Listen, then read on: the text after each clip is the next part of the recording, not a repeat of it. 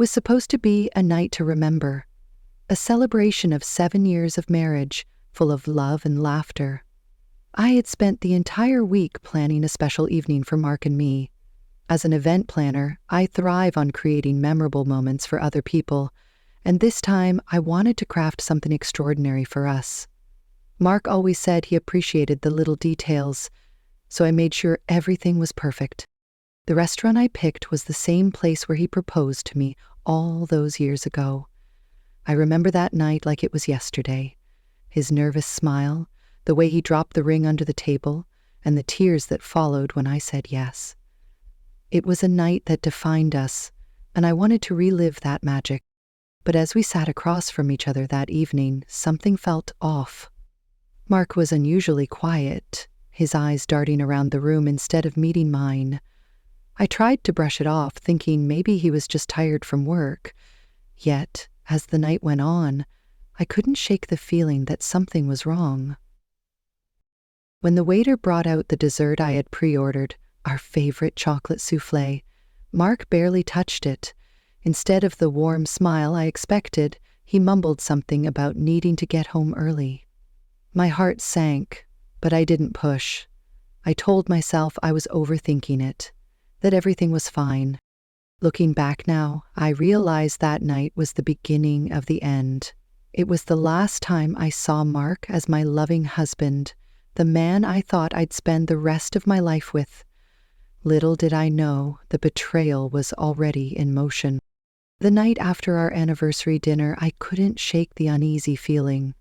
Mark had been acting strange for weeks, but I chalked it up to stress at work or maybe just a rough patch in our marriage. I didn't want to seem paranoid, so I pushed the thoughts aside. But then, everything changed. It was around 10 p.m., and Mark had gone to bed early. He left his phone on the coffee table, something he never did. Normally, he was protective of it, always keeping it in his pocket or face down on the counter. At first, I ignored it, but when it buzzed with a notification, my curiosity got the better of me. I picked it up, expecting a work email or maybe a message from one of his friends. Instead, I saw her name, Sophie, my cousin. My heart stopped. The preview of the message read, "I can't wait to see you again. Last night was incredible." My hands trembled as I unlocked the phone, my stomach twisting into knots. The thread of messages between them confirmed my worst fear. They had been seeing each other behind my back for months. Dinners, late-night meetups, even a weekend getaway. I thought Mark had spent on a business trip. I couldn't breathe. My vision blurred as I scrolled through the messages, each one more devastating than the last. Sophie had always been a little flirtatious, but I never imagined she'd go this far. She was family. I stormed into the bedroom, clutching the phone. Mark was half asleep when I confronted him, but the second he saw the screen, his expression said it all. There was no denial, no attempt to explain. He just sat there, silent. Finally, he muttered, "Anna, I didn't mean for this to happen, but I think I love her." Those words hit me like a freight train. Love? With Sophie? How could he even say that? I stood there, frozen, as he confessed everything. He admitted to the affair, told me he wasn't happy anymore, and said he wanted to explore a relationship with her. It was like I was living someone else's nightmare. I left the room without another word. The betrayal was too much to process. My husband, the man I had built my life with, had chosen my own cousin over me. That night I sat on the living room floor, staring at nothing, trying to piece together how my life had fallen apart so quickly. In the days that followed, I felt like I was living in a fog. Every time I closed my eyes, I saw Mark's face, heard his words echoing in my head. "I think I love her." It was like my heart had been ripped out and left to bleed. At first, I didn't know how to cope. I barely ate, barely slept. My mind kept racing, trying to understand how this had happened. Had I missed the signs? Was it my fault? The self-doubt was suffocating, but the worst part was the humiliation. Sophie wasn't just anyone, she was family. The thought of her knowing every little detail about my marriage only to use it to tear us apart made me sick. I knew I couldn't face this alone, so I called my best friend, Laura. Laura and I had been close since college, and if there was anyone who could help me make sense of this mess, it was her. When I told her everything, there was a long pause on the other end of the line. Then she said, "Anna, you didn't deserve this. None of this is on you. Mark and Sophie made their choices, and those choices say everything about them, not you." Her words were a lifeline. For the first time in days, I felt a glimmer of clarity. Laura convinced me to take small steps forward, starting with reclaiming my sense of self.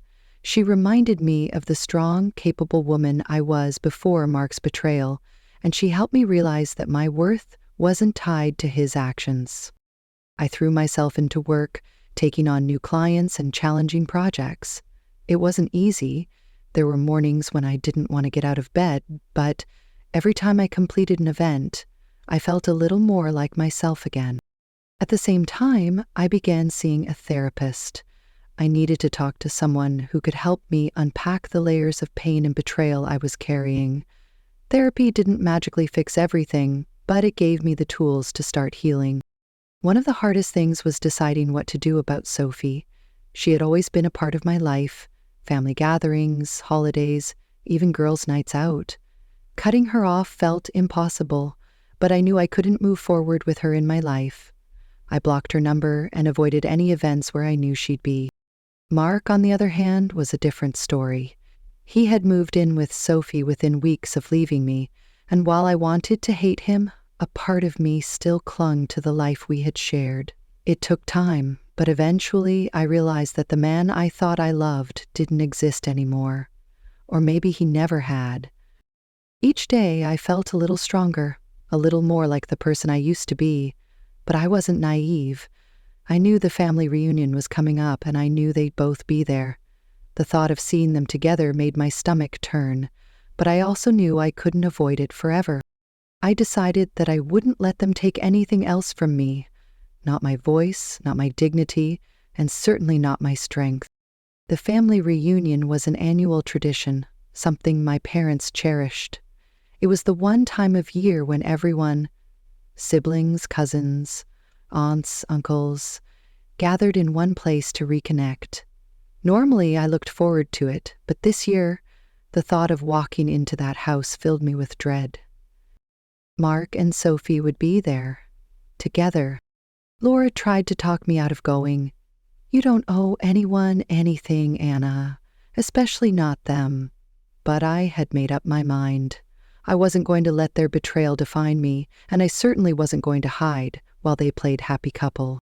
When I arrived at my parents' house, the familiar chaos of a big family gathering was in full swing. Kids running around the yard, the smell of burgers on the grill, and the sound of laughter spilling out onto the porch.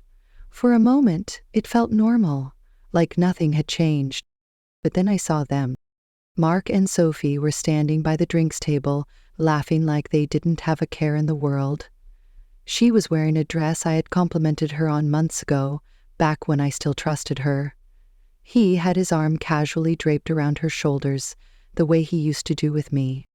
I felt a wave of nausea, but I forced myself to take a deep breath. I wasn't here for them. I was here for me. As the afternoon wore on, I did my best to avoid them. I stuck close to my parents, catching up with relatives I hadn't seen in ages, but I could feel their presence, like a dark cloud hanging over the day. By the time dinner rolled around, I was emotionally drained.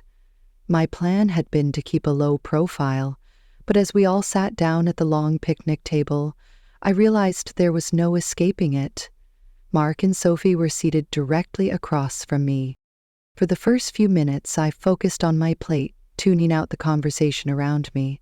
But then my uncle raised his glass for a toast, and the room quieted. "To family," he said, smiling warmly. "Through thick and thin, we always stick together." The irony of his words hit me like a brick. I glanced up and caught Sophie's eyes. She quickly looked away, her smile faltering.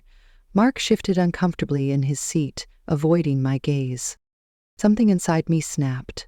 I hadn't planned on saying anything, but in that moment, I couldn't stay silent. I stood up, holding my glass. To family, I began, my voice steady despite the knot in my stomach. It's a beautiful thing, isn't it? Knowing you can trust the people closest to you, that they'll always have your back. The table fell silent. All eyes were on me. Of course, I continued, glancing at Sophie and Mark. Sometimes family isn't what it seems. Sometimes the people you think you can trust the most are the ones who hurt you the deepest. Sophie's face turned red, and Mark looked like he wanted to disappear. I could see the confusion and concern spreading across my relatives' faces. I won't go into details, I said, setting my glass down. But let's just say this year has been eye-opening for me, and while I've learned that not everyone deserves a place in your life, I've also learned how strong I can be when I have to be. With that, I sat back down. My hands were trembling, but I kept my head high. The silence was deafening, broken only by the clinking of a fork against a plate. My aunt quickly changed the subject, but the tension lingered for the rest of the evening. The tension at the table was unbearable. My toast had stirred the pot, and while most of the family seemed confused, a few were exchanging knowing glances. It was clear that not everyone had been in the dark about Mark and Sophie. I tried to focus on my meal, but the weight of unspoken words hung heavily in the air. Sophie barely touched her plate, her usual bubbly personality replaced with awkward silence. Mark, on the other hand, seemed intent on pretending everything was fine, cracking a few forced jokes that no one laughed at. Finally, I decided I'd had enough. I wasn't about to sit there pretending to play nice while they got away with their betrayal. If this was going to be the moment I reclaimed my dignity, I needed to make it count. After dinner, as everyone began clearing the table and moving toward the living room for dessert, I stood up and cleared my throat. Before we continue, I said, my voice steady despite the adrenaline coursing through me, I need to say something. The room quieted as everyone turned to look at me. I could feel my heart pounding in my chest, but I reminded myself why I was doing this. Not to hurt them, but to finally set myself free. Sophie, Mark. I looked directly at them, my voice calm but firm. I think it's time we stopped pretending. Mark's face paled, and Sophie froze, her eyes wide with panic. A few murmurs rippled through the crowd, and I could see my mom's confused expression as she glanced between the three of us. For months, these two have been seeing each other behind my back, I said, addressing the room. While I was planning anniversaries and trying to keep my marriage strong, they were busy sneaking around. Gasps erupted from the room. My dad shot up from his chair, his face a mixture of anger and shock. My mom covered her mouth, her eyes brimming with tears. Mark stammered, Anna, this isn't the time. No, Mark, I interrupted, my voice sharp. You don't get to decide that anymore. You gave up that right when you chose my cousin over your wife. I turned to Sophie, who looked like she wanted to disappear into the floor.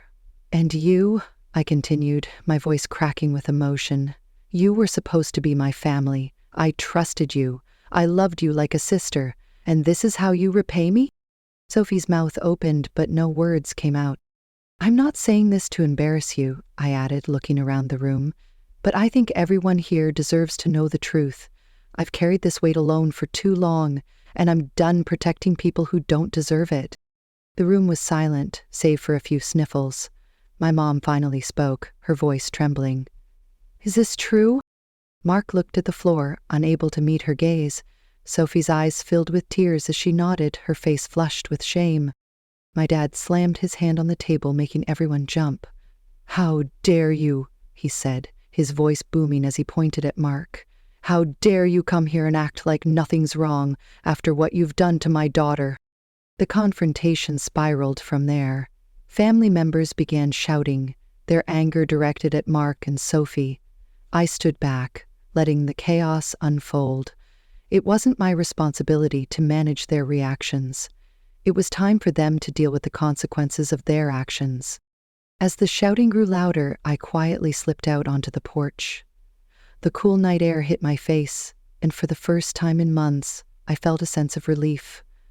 I had spoken my truth, and no matter how messy things got, I knew I had done the right thing. Sitting on the porch that night, I felt a strange mix of emotions: anger, sadness, and an unexpected sense of peace. I had finally said what needed to be said. No more secrets, no more pretending. The weight I'd been carrying for months seemed to lift, replaced by a clarity I hadn't felt in a long time. Inside, the shouting eventually died down. I could hear the muffled voices of my parents and a few others trying to piece together what had just happened. Part of me felt guilty for airing everything in such a public way, but deep down I knew it wasn't my guilt to carry. After a while, my mom came out to sit with me. She didn't say anything at first, just wrapped an arm around me and held me close. We sat like that for a while, the quiet hum of crickets filling the silence. "I had no idea," she finally said, her voice thick with emotion. "I'm so sorry, Anna." "It's not your fault," I replied softly, leaning into her. I couldn't keep it inside anymore." She nodded, squeezing my hand. "I'm proud of you," she said, "for standing up for yourself, for being strong." Strong. That word lingered in my mind as I drove home later that night. I hadn't felt strong when I found out about Mark and Sophie. I hadn't felt strong when I cried myself to sleep night after night, but now, for the first time, I could see the strength it had taken to get through all of it. The next few weeks weren't easy. The fallout from the reunion rippled through the family, and while most of them rallied around me, a few tried to stay neutral. I didn't blame them. It wasn't their battle to fight. As for Mark and Sophie, they stayed together, but their relationship was strained under the weight of what had happened. I heard through the grapevine that Sophie stopped attending family events altogether, unable to face the judgment and disappointment of those around her. I filed for divorce not long after the reunion. Mark didn't contest it, and the process was quicker than I expected. When it was finally over, I felt like I could breathe again. I threw myself into my work, taking on bigger projects and rediscovering the passion I had for planning events. Slowly but surely, I began to rebuild my life, focusing on the things that brought me joy. One day, as I was walking through the park, I saw a young couple sitting on a bench, laughing and holding hands. For a moment, I felt a pang of sadness, but it quickly passed. I knew that my story wasn't over, that love was still out there for me when the time was right. Looking back now, I don't see that chapter of my life as a failure. It was painful, yes, but it also taught me lessons I'll carry forever, about trust, resilience, and the importance of standing up for yourself. I've learned that life doesn't always go as planned, but sometimes the detours lead you to places you never expected, and for that, I'm grateful.